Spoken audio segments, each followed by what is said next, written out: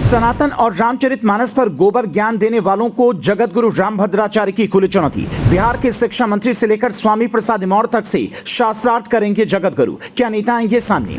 जगत गुरु ने ही दिखाया था राम मंदिर का मार्ग, अब रामचरितमानस को बनाएंगे राष्ट्रीय ग्रंथ।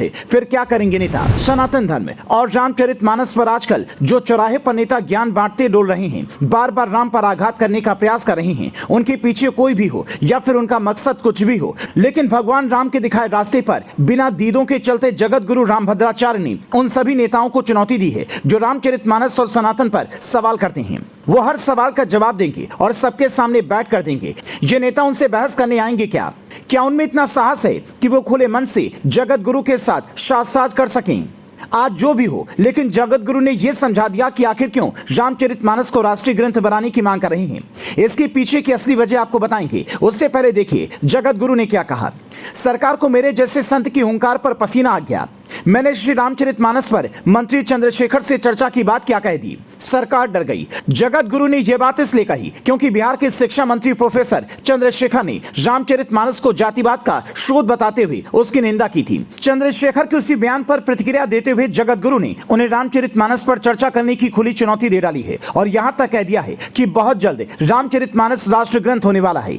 यदि इस वक्त तुम उसकी निंदा करोगे तो तुम पर राष्ट्रद्रोह होगा। जगत गुरु ने साफ कर दिया कि वो क्यों रामचरितमानस को राष्ट्रीय ग्रंथ बनाने की वकालत करते हैं। जरा नेताओं का रामचरितमानस पर ज्ञान देख लीजिए, फिर आप भी बताइए कि जगत गुरु की बात सही है या गलत।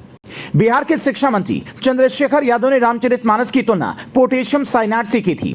उससे पहले भी वो इस धर्म ग्रंथ को समाज को बांटने वाला बता चुके हैं, जो जन्माष्टमी के मौके पर मोहम्मद पैगंबर को मर्यादा पुरुषोत्तम भी कह चुके हैं। रामचरितमानस पर सपा नेता स्वामी प्रसाद मौर्य कई बार सवाल कर चुके हैं, वैसी भाषा का इस्तेमाल कर चुके हैं।